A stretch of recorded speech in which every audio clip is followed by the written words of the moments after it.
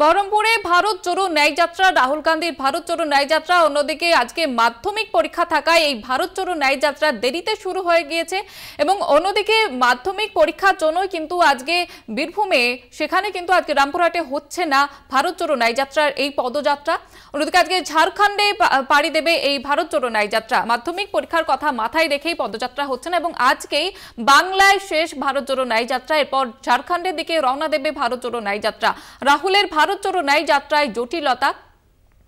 মুর্শিদাবাদ থেকে বীরভূম হয়ে ঝাড়খণ্ডে পাড়ি দেবে ভারত জোড়ো ন্যায় যাত্রা এবং আজকে যেহেতু মাধ্যমিক পরীক্ষার কথা মাথায় রেখেই এই আজকে মুর্শিদাবাদ বীরভূম থেকে যে দেরিতে শুরু হয়েছে ভারত জোড়ো ন্যায় যাত্রা। রামপুরহাট থেকে সরাসরি রয়েছে আমাদের প্রতিনিধি মনা বীরবংশী। মনা, আজকে মাধ্যমিক পরীক্ষা থাকার কারণে পদযাত্রা হচ্ছে না রাহুল গান্ধীর, ঠিক কি জানাচ্ছ? দেখো, একেবারে তাই। তুমি জানো যে বীরভূমের মাটি স্পর্শ করবে রাহুল গান্ধীর ভারত জোড়ো যে ন্যায় যাত্রা তার কর্মসূচি। এবং অবশ্যই আমি যেখানে এই মুহূর্তে দাঁড়িয়ে রয়েছি বীরভূমের রামপুরহাট। তুমি জানো যে রামপুরহাটের 14 নম্বর যে জাতীয় সড়ক, যে পথ দিয়েই রাহুল গান্ধীর কংগ্রেসের সর্বভারতীয় নেতা তার যে কর্মসূচি, তার যে যাত্রা পথ, এই পথ দিয়েই কিন্তু যাবে। এবং তোমাকে অবশ্যই জুহিতা, এখানকার যে প্রস্তুতি পর্বের যে ছবি, সেই ছবিটা আমি একটু অবশ্যই এই মুহূর্তে দাঁড়িয়ে কলকাতা টিভির পর্দায় যে সমস্ত দর্শকরা চোখ রেখেছেন তাদের জন্য তুলে ধরবো। অবশ্যই আমার সহকর্মী ধীরাজ চট্টোপাধ্যায় রয়েছে, তাকে বলবো একটু ছবিটা দেখানোর জন্য। তুমি দেখতে পাচ্ছ যে এখানে কাতারে কাতারে কিন্তু কংগ্রেসের, বিশেষ করে এখানে আমরা দেখতে পাচ্ছি যে মুখগুলোকে, তারা যুব কংগ্রেসের মুখ দেখতে পাচ্ছি। মাথায় টুপি রয়েছে, যুবকদের সংখ্যা কিন্তু অনেকেই। এবং দেখতে পাচ্ছ তুমি এখানে যে প্রায় রাহুল গান্ধীর বড় ছবি দিয়ে রাহুল গান্ধীকে যে স্বাগতর বিষয়টা, এখানে বিষয়টা সেই প্রক্রিয়াটাই উঠে আসছে। অন্যদিকে আমরা দেখতে পাচ্ছি যে আদিবাসীদের একটি নাচের দল, আদিবাসী মহিলারাও, তারাও কিন্তু তাদের যে ঘরানা সুসজ্জিত কংগ্রেসের যে জাতীয় যে পতাকা, সেই পতাকা গলায় রয়েছে, মাথায় রয়েছে। এবং রাহুল গান্ধীকে ঠিক এভাবেই এই পথ দিয়েই কিন্তু মূলত তাকে কিন্তু স্বাগত জানানো হবে। তুমি জানো যে মুর্শিদাবাদের মাটি ছুঁয়ে যাওয়ার পর অবশ্যই বীরভূমের যে তারাপীঠ অর্থাৎ বুদিগ্রাম, সেখানেই কিন্তু রাহুল গান্ধীকে স্বাগত জানাবেন বীরভূমের যারা কংগ্রেসের নেতারা রয়েছেন, বিশেষ করে কংগ্রেসের সভাপতি মিল্টন রশিদ, তারা যারা রয়েছেন কংগ্রেসের নেতৃত্ব, তারা স্বাগত জানাবেন। স্বাগত জানানোর পর তারাপীঠ হয়ে রামপুরহাট যে রোড, সেই রোড অতিক্রম করে আমি যেখানে দাঁড়িয়ে রয়েছি সেটি হচ্ছে রামপুরহাটের 14 নম্বর জাতীয় সড়ক। এই পথেই কিন্তু রাহুল গান্ধীর যে ভারত জোড়ো ন্যায় যাত্রা, সেই কর্মসূচি কিন্তু এই পথে উঠবে। তারপরে অবশ্যই ভাটশালা যে মোড়, সেই মোড়েই কিন্তু রাহুল গান্ধী একটি ছোট্ট স্ট্রিট কর্নার টাইপে, অর্থাৎ পথসভা বলতে পারে, সেখানে তিনি একটা বক্তব্য রাখবেন। সেখানে যেহেতু জেলা প্রশাসনের পক্ষ থেকে তুমি জানো যে বিশেষ কিছু বিধিনিষেধ রয়েছে, মাধ্যমিক পরীক্ষা চলছে বলে খুব স্বাভাবিকভাবেই সেখানে হ্যান্ড মাইকের মধ্য দিয়ে একটা বক্তব্য রাখবেন। সেখানে বক্তব্য রাখার পর তিনি সরাসরি চলে যাবেন এই 14 নম্বর জাতীয় সড়ক ধরে স্বাধীনপুর, যেখানে জাতীয় সড়কের পাশেই দুপুরের তার খাওয়ারের ব্যবস্থা বন্ধ করা হয়েছে। তারপর নলহাটি হয়ে মুরারা হয়ে রাজগ্রামে তার যে কর্মসূচি, সেই কর্মসূচি চলে যাবে একদম ঝাড়খণ্ডে। ঠিক সেই জায়গায় দাঁড়িয়ে অবশ্যই আমি আবার তোমাকে জুহিতা একটু ছবিটা দেখানোর চেষ্টা করবো। দেখতে পাচ্ছি কংগ্রেসের যারা কর্মী সমর্থক নেতারা কোথা থেকে এসছেন এবং কি প্রস্তুতি পর্যায়ে দেখছেন এবং কি বলবেন আজকের দিনে কি রাহুল গান্ধী আসছে, যার উৎসবে আমরা মেতে আছি। আমি নারায়ণপুর অঞ্চল থেকে এসেছি, আমি রামপুরহাট 1 নম্বর ব্লক প্রেসিডেন্ট। কিভাবে আজকে কর্মসূচি, আপনারা বীরভূম জেলা কংগ্রেসের কর্মী নেতারা রয়েছেন, কিভাবে অভ্যর্থনা জানাবেন এবং কি কি কর্মসূচি রয়েছে, এখানে কতদূর খবর রয়েছে? কর্মসূচি তো আমাদের অনেক কিছু ছিল, আজকে মাধ্যমিক পরীক্ষা, যার ফলে আমাদেরকে অনেক কিছু কর্মসূচি কাটছাট করতে হয়েছে। তবে যতটুকু করণীয়, যতটুকু পারবো, রাহুল গান্ধীকে আমরা সেলিব্রিটি করার জন্য ততটুকু করবো। আচ্ছা, লোকসভা নির্বাচন দোরগোড়ায়, তার আগে রাহুল গান্ধীর এই ন্যায় যাত্রা, ভারত জোড়ো যাত্রা, আপনারা কর্মী সমর্থক কতটা অক্সিজেন যোগাবে আপনাদেরকে? অবশ্যই অক্সিজেন যোগাবে। অক্সিজেন যোগাবে না? রাহুল গান্ধী এসছে তো অক্সিজেন যোগাবে না, এরকম হতেই পারে না। অক্সিজেন তো যোগাবেই, আর তার জন্যই তো আমরা উৎসাহিত। বীরভূমে আমরা জানি যে দুটি লোকসভা কেন্দ্র, বীরভূম এবং বোলপুর, সেক্ষেত্রে কি হতে পারে? অবশ্যই আমি জয়িতা আরো একটা বিষয় তোমাকে দেখাবো এই মুহূর্তে দাঁড়িয়ে, একটি জাতীয় কংগ্রেসের একটা মিছিল এই মুহূর্তে দাঁড়িয়ে, দেখো অবশ্যই আমি মিছিলে চলে যাবো, সরাসরি মিছিলে চলে যাব এবং সেই মিছিলের ছবিটা তোমাকে একটু দেখানোর চেষ্টা করব। দেখো এই মুহূর্তে দাঁড়িয়ে জাতীয় কংগ্রেসের একটা মিছিল কিন্তু এই মুহূর্তে দাঁড়িয়ে এসেছে এবং এই মিছিল কোথা থেকে আসছে আমরা যেটা বুঝতে পারছি যে নলহাটি মুরারয় বা দুনিগ্রাম বাস স্ট্যান্ড থেকে সেই মিছিল শুরু হয়েছে এবং সেই মিছিল এসে অবশ্যই জাতীয় সড়ক, সেই জাতীয় সড়কের কিন্তু ধারেই কিন্তু মূলত বলা যেতে পারে তারা মিশবে এবং রীতিমতো তারা উচ্ছ্বসিত এবং সেই ছবি কিন্তু মনে আসছে। আমি অবশ্যই একজন প্রবীণ নেতা রয়েছে, কথা বলবো।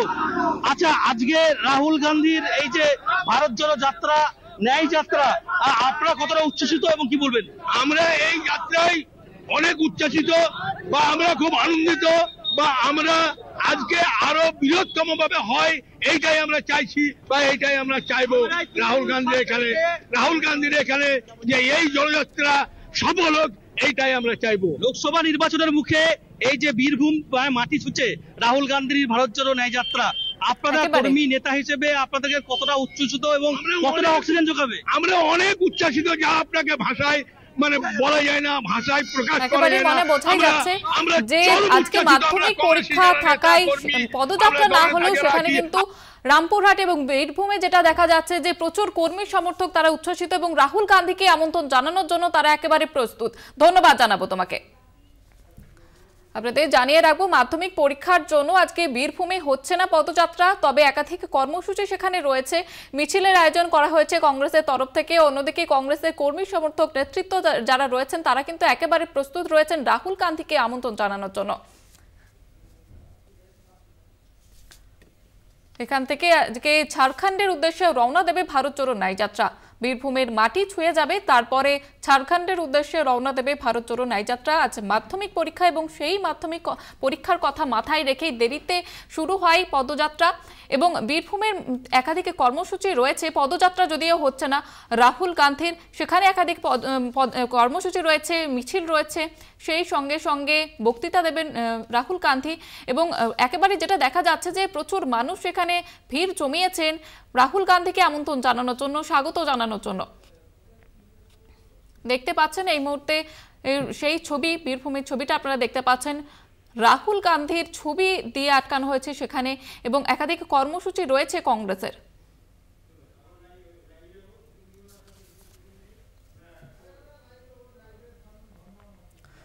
বীরভূমে ন্যায় যাত্রা অনুমতি দেয়নি প্রশাসনের তরফ থেকে অনুমতি দেওয়া হয়নি, কারণ আজ মাধ্যমিক পরীক্ষা রয়েছে। সেই মাধ্যমিক পরীক্ষার কথা মাথায় রেখেই পদযাত্রা যদিও হচ্ছে না।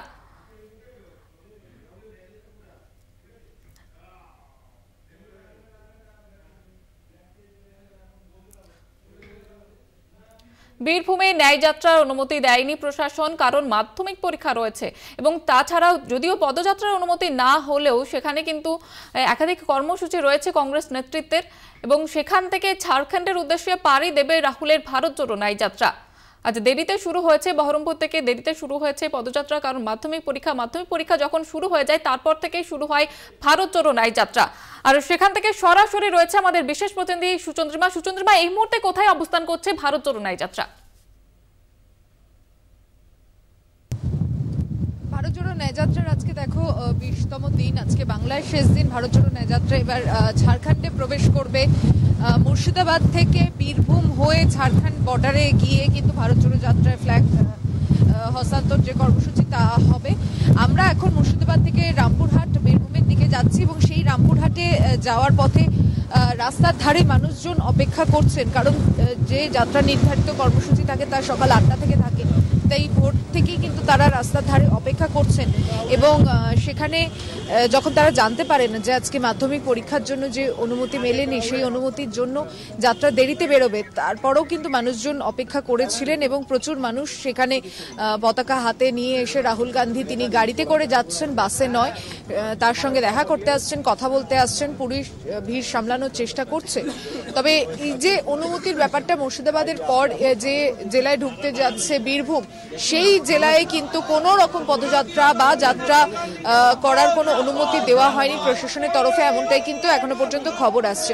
তাই কোথাও রামপুরহাট ছুঁয়েই যেখানে ঝাড়খণ্ডের দিকে যাবে তার মাঝখানে 2 ঘন্টার মতো সময় বিরতি থাকে, মর্নিং ব্রেক থাকে এবং সেই সময় লাঞ্চ হয়, প্রেস কনফারেন্স হয় এবং এই ইন্টারাকশন সেশনগুলো অনেক সময় সারেন রাহুল গান্ধী সেই সময়ের মধ্যে।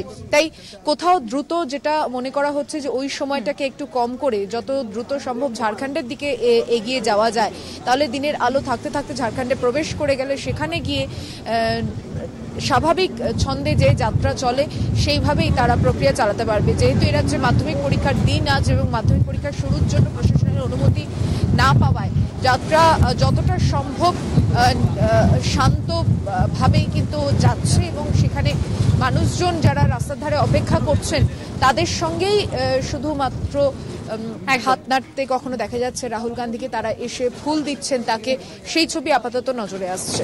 একেবারে মাধ্যমিক পরীক্ষার কথা মাথায় রেখে কংগ্রেসের এই কর্মসূচিতে কাটছাট যদিও করা হয়েছে, তবে রামপুরহাটের তরফ থেকে যেটা দেখানো হচ্ছে যে তারা কিন্তু একেবারে প্রস্তুত কংগ্রেসের নেতা কর্মীরা। আপাতত ধন্যবাদ তোমাকে সুচন্দ্রিমা। মাধ্যমিক পরীক্ষার কথা মাথায় রেখে কর্মসূচিতে কাটছাট, এই পদযাত্রাতে কাটছাট যদিও করা হয়েছে, তবে একাধিক কর্মসূচি রয়েছে কংগ্রেস নেতৃত্বের।